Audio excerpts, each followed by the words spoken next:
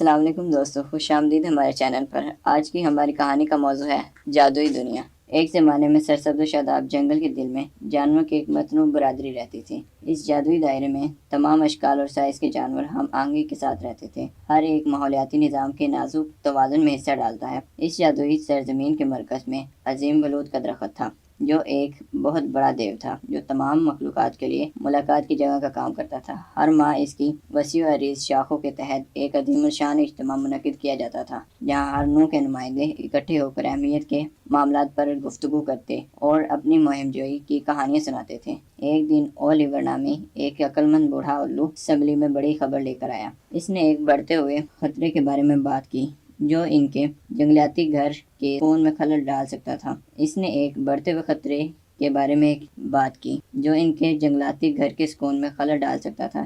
یہ شرارتی لومڑیوں کا ایک ٹولہ تھا جس کی قیادت رینارڈ نامی چالاک رہنما کر رہا تھا۔ یہ لومڑیاں دوسرے جانور سے چوری کرنے اور جہاں بھی جاتی وہاں افراتفری پھیلانے کے لیے بدنام تھیں۔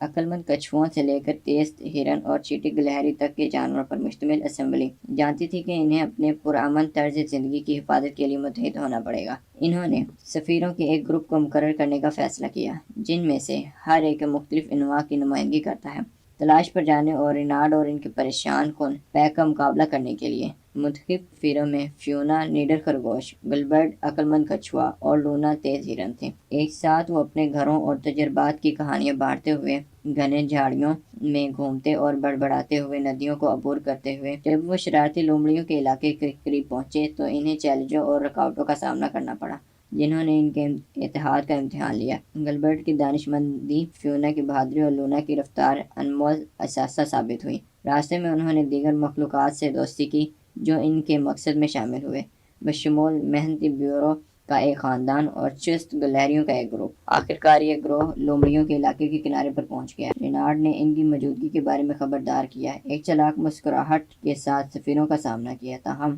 جانوروں کے سفیروں کا اتحاد اور عزم لومڑیوں کی چالوں سے زیادہ مضبوط ثابت ہوا۔ جادو کے جنگل میں امن کی بحالی کے ساتھ سفیر ہیرو کے طور پر واپس آئے۔ عظیم بلوط کے درخت کے نیچے عظیم الشان اجتماع نے ان کی کامیابی کا جشن منایا اور ان کے سفر پر قائم ہونے والا اتحاد اس طاقت کا ثبوت بن گیا جو تنوع میں ہے۔ اور اس طرح جادو کے جنگل کے جانور ہم آہنگی کے ساتھ رہتے رہے۔ ان کی مشترکہ کہانیاں سرسراہٹ کے پتوں اور بہتی ندیوں سے گونجتی رہیں اور انہیں مصیبت کے وقت اتحاد کی اہمیت کی یاد دلاتی رہیں۔